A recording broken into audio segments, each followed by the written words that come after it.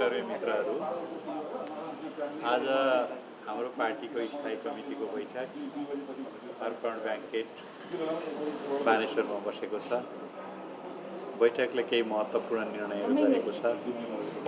जुन निर्णयहरू विगतमा हामीले केन्द्रीय कमिटीले गरेका निर्णयहरूलाई परिपुष्ट गर्नका निम्ति गरिएका निर्णयहरू गएको केन्द्रीय कमिटीको बैठकले गरेका निर्णयहरू हामीले सार्वजनिक गरिसकेकै छौँ र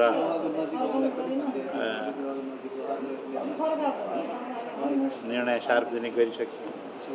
एकछिन उता गइदिनु पर्यो।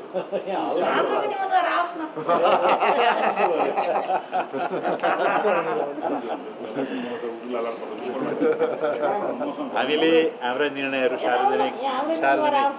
सार्वजनिक गरिसकेकै छन्। त्यसमध्ये अब केही निर्णयहरू म यहाँलाई सुनाउन चाहन्छु। पार्टीको केन्द्रीय कमिटीका सदस्यहरूको सङ्ख्या हामीले सार्वजनिक गर्नका निम्ति आज गृह कार्य गऱ्यौँ। केन्द्रीय सचिवालयले भोलि टुङ्गो गर्नेछ र भोलि या पर्सिमा हामी नामहरू बाहिर सार्वजनिक गर्नेछौँ। त्यो प्राविधिक विषयहरू मिलाउनको निम्ति मात्रै गरिएको। नाम लगभग 301 को नाम फाइनल भइसकेको छ। त्यसै गरी हाम्रा केन्द्रीय आयोगहरू छन्, निर्वाचन आयोग, अनुशासन आयोग र लेखा परीक्षण आयोग। यो केन्द्रीय आयोगहरूमा कतिवटा पद रहनेछन् भन्ने व्यवस्था गरेका छौँ। सङ्ख्या केन्द्रीय आयोगहरूमा सङ्ख्या 35 सदस्य हुनेछ र त्यसमा 3टा पदको व्यवस्थापन गरिनेछ। अध्यक्ष, उपाध्यक्ष र सचिव 3टा पद सिर्जना गरिएको छ सबै आयोगहरूमा। पहिले नै हामीले भनिसकेका छौँ केन्द्रीय विभागहरू 25 सदस्य हुनेछन् भनेर पहिले चर्चा गरिसकेका छौँ। आयोग चाहिँ 35 सदस्य हुनेछ। स्थानीय तहका कमिटीहरूमा अध्यक्ष 1, उपाध्यक्ष 2, सचिव 1 र उपसचिव 2 गरी 6 पदाधिकारीको व्यवस्था गरिएको छ। अरू थप्पा पारेर सचिवालयको व्यवस्था गरिनेछ। जिल्ला कमिटीको हकमा आधारभूत सङ्ख्या, जिल्ला कमिटीको आधारभूत सङ्ख्या टुङ्गो गरिएको छ।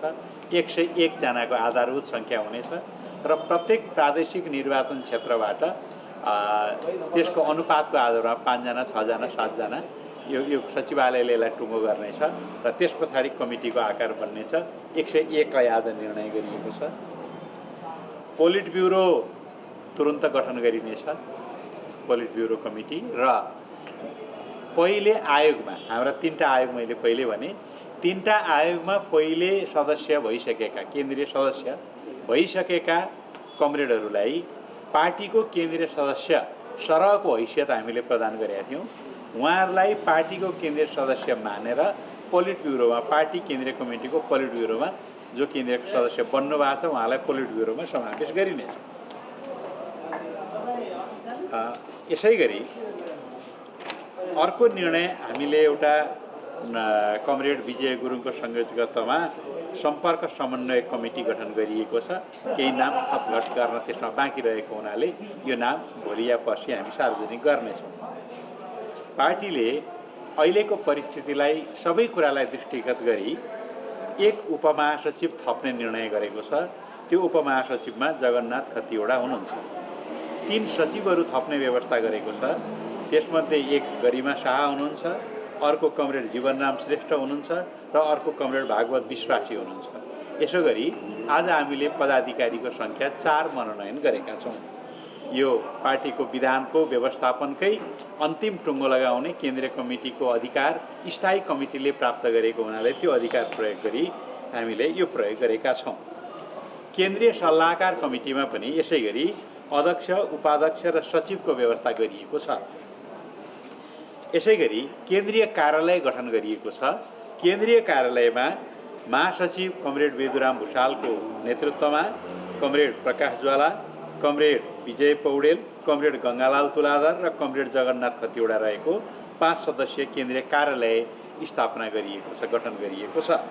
यसै गरी 11 सदस्यीय कमरेड वेदुराम भुषालको अध्यक्षतामा, उहाँकै नेतृत्वमा 11 सदस्यीय केन्द्रीय सचिवालय भन्ने एउटा संरचना तयार गरिएको छ।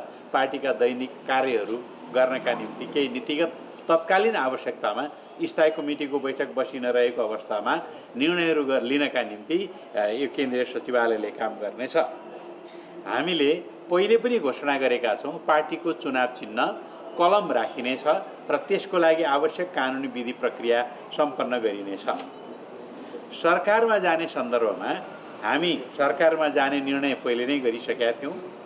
त्यसमध्ये हामीले प्राप्त गरेका 4वटा मन्त्रालयहरू छन् र त्यसमा हामीले 5 जना मन्त्रीहरू पठाउनेछौँ। मन्त्रीहरूको नाम भोलि बस्ने केन्द्रीय सचिवालयको बैठकले निर्णय गर्नेछ। मैले आजका केही महत्त्वपूर्ण निर्णयहरू सुनाएँ। अब अहिलेसम्म मन्त्रालयको नाम शहरी विकास मन्त्रालय, स्वास्थ्य मन्त्रालय, पर्यटन मन्त्रालय र यसै गरी श्रम मन्त्रालय, 4 मन्त्रालयको कुराकानी अहिलेसम्म भइरहेको छ।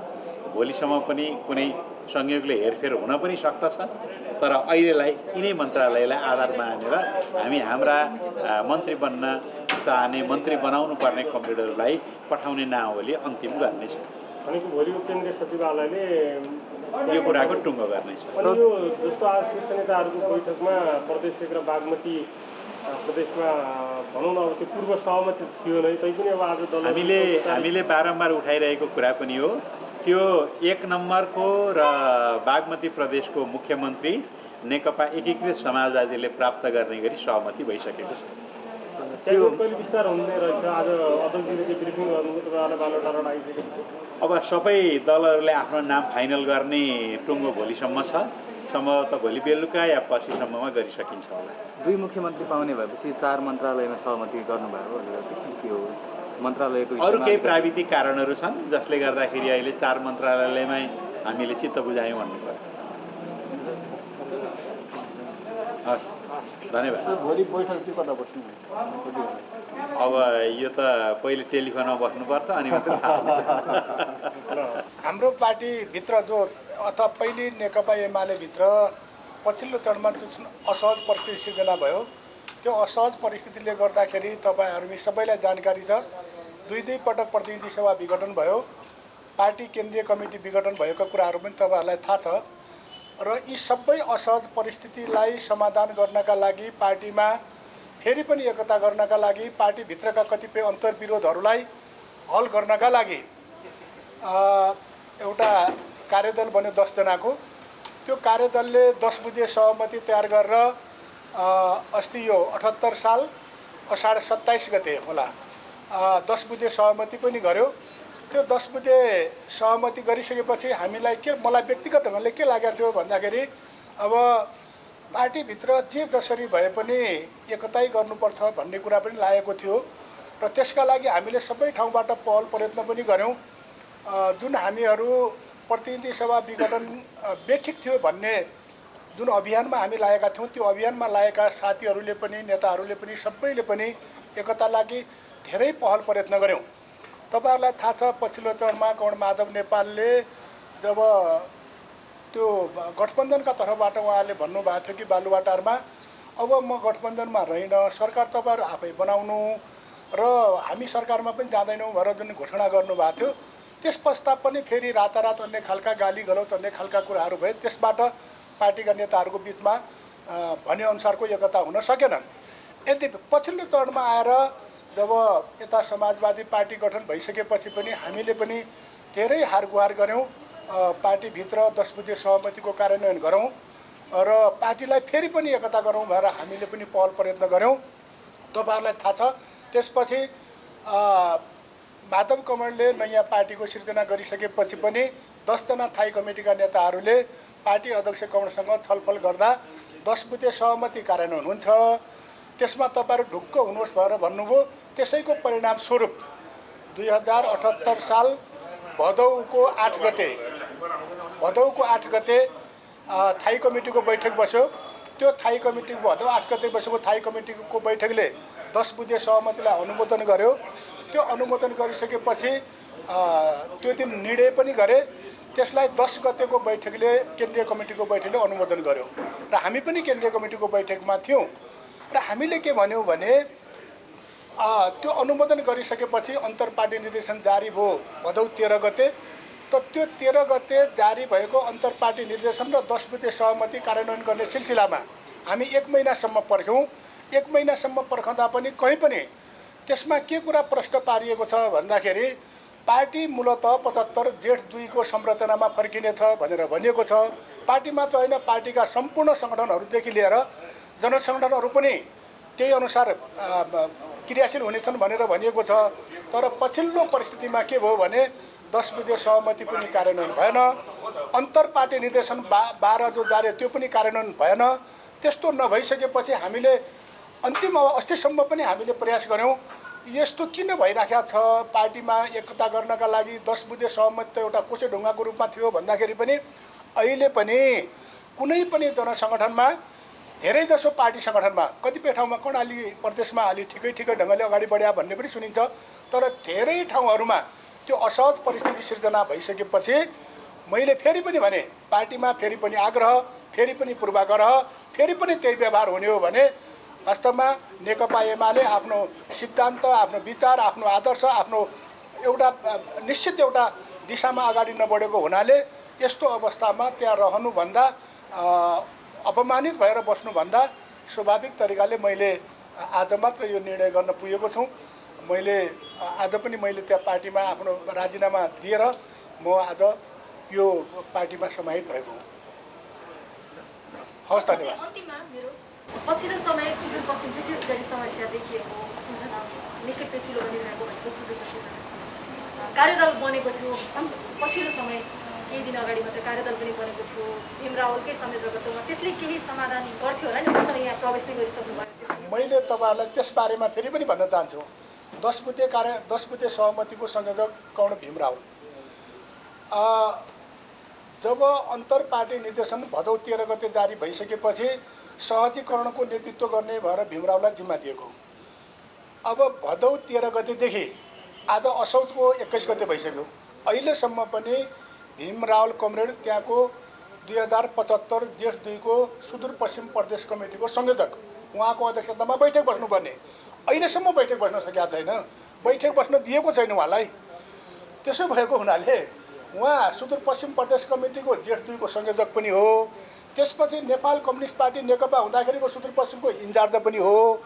10 बुँदे सहमतिको गर्नेको मुख्य मान्छे पनि हो। उहाँलाई त त्यो सहमति कार्यान्वयन गर्न दिएको छैन भने अरू ठाउँ कार्यान्वयन भएको होला भन्ने जस्तो लाग्दैन। मलाई के लाग्छ त भने अरू ठाउँका साथीहरू के कति कारणले हो, कसरी हो त्यो उहाँहरूले जानुन्। तर जहाँ साँच्चै भन्नुहुन्छ भने भीमरावल जतिको मान्छेलाई त 10 बुँदे सहमति अन्तर्पार्टी निर्देशन 12 लाई कार्यान्वयन गर्न दिएको छैन भने अरूको के हालत होला। अब साथीहरू लम्पसार पर्नु भएको हो कि भन्ने अहिले मैले अनुभूति गरिरहेको छु। मैले उहाँहरूलाई पनि भने हामी अस्तिसम्म पनि बस्यौँ, हिजोभन्दा अस्तिसम्म पनि बस्यौँ। हामी पार्टी केन्द्रीय कार्यालयमा अस्तिसम्म पनि बस्यौँ। अस्तिसम्म बस्दाखेरि पनि सुदूरपश्चिम प्रदेश कमिटीको संयोजकको हिसाबले कौड भीम रावलले बैठक बोलाउन सक्नु भएको छैन। अस्तिसम्म हिजो आज त हामी यो 21 गते छौँ, 19 गतेसम्म बसेर पनि हामीले त्यो समस्या समाधान भएन। यसको लागि के छ त भन्दाखेरि त उहाँहरूले अब यी साथीहरू आइसकेपछि यसले मान्नुभन्दा अरू केही पनि लाग्दैन, मान्छन् भन्ने जो एउटा पर्या छ। अब त्यो मान्छे त कतिसम्म स्वाभिमान हुन्छ। मान्छेले राजनीति गर्ने भनेको स्वाभिमानको लागि हो, इमानको लागि हो, इज्जतको लागि हो। त्यसो भएको हुनाले त्यसरी लत्रिएर बस्ने कुरा ठिक हुँदैन भन्ने छ त्यहाँभित्र पनि। त्यसैले यसबारेमा त्यहाँभित्र धेरै साथीहरूमा एक खालको पीडा छ र फेरि उहाँहरू सोच्नुहुन्छ होला जस्तो लाग्छ मलाई। अब त्यो त व्यक्तिमा भर पर्छ। कतिपय मान्छेले अब चाँडै विद्रोह गर्छन्, कतिपयले त्यस्तो गर्छन् होला। अब त्यो त उहाँहरूमा सबैको व्यक्तिमा होइन। मैले त्यहाँका साथीहरूसँग परामर्श गर्दाखेरि भित्रभित्र सबै साथीहरूले के भन्नुहुन्छ भने छ अब के गरौँ, कसरी अगाडि बढ्ने हेरौँ, विचार गरौँ भन्ने नै हो साथीहरूको। तर अब त्यस्तो अवस्थामा उहाँहरूले अब जसरी छलफल गरेर त्यो टुङ्गो लाग्ला भन्ने जस्तो छ। त्यो टुङ्गो लाग्ने सम्भावना त्यहाँ नेतृत्वको स्वभावले त्यो देखिँदैन।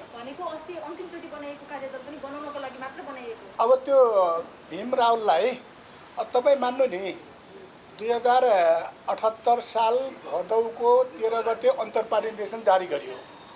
त्यसमा 6 जनाको कार्यदल बनायो। 6 जनाको कार्यदलमा संयोजक तोकेन। अस्ति भर्खर फेरि संयोजक तोक्नु भएको छ। एकजना थप्नु पनि भएको छ, 7 जनाको कार्यदल बनाइएको छ, संयोजक तोक्या छ। मलाई त्यो संयोजक कमिटीलाई पनि यो सहमति कारण हुन देला जस्तो लाग्दैन चाहिँ। त्यसो भएको हुनाले मैले त उहाँहरूलाई पनि भनेको यो यसरी अल्झ्याएर मान्छेलाई त्यस्तो गर्ने काम ठिक होइन। त्यसैले स्पष्ट ढङ्गले भन्ने हो भने जे हाम्रो अन्तर पार्टी निर्देशनमा जारी गरेको छ 10 बुँदे सहमतिले के भनेको छ भन्दाखेरि त सबै पार्टी सङ्गठनहरू केन्द्रदेखि तल वडा तहसम्मका पार्टी सङ्गठनहरू 75 जेठ 2 को प्रक्रियामा क्रियाशील हुनेछन्। जेठ 3 मा नियुक्ति भएका मान्छेहरू पनि त्यसमा सहभागी हुनेछन् र नेकपा माओवादी केन्द्रबाट आएका साथीहरू जुन कमिटीमा हुनुहुन्थ्यो त्यही कमिटीमा बस्नेछन् भनेर स्पष्ट ढङ्गले लेखिएको छ। तर त्यो कार्यान्वयन कहीँ भएन। म तपाईँलाई भनौँ भन्दाखेरि माओवादी केन्द्रबाट आएका साथीहरू जुन कमिटीमा हुनुहुन्थ्यो त्यही कमिटीमा रहनेछन् भनेको छ। तर उहाँहरूले 28 गते गरेका नियुक्तिहरू मनोनयनहरू बाहेक अरू कुरा कार्यान्वयन गरे देखिँदैन। किनभने धेरै साथीहरू जुन प्रदेश कमिटीमा हुनुहुन्थ्यो उहाँहरू केन्द्रीय कमिटीमा अहिले हाजिर गरिराख्नु भएको छ, आइराख्नु भएको छ भनेपछि कार्यान्वयन भएन। त्यो कार्यान्वयन भएन। त्यसैले मान्छेलाई लतारिँदै लग्या हुनाले त्यहाँभित्र नेतृत्वमा इमानदारिता, इमान, विश्वास रहेन भन्ने मेरो विश्वास हो। हवस्, धन्यवाद।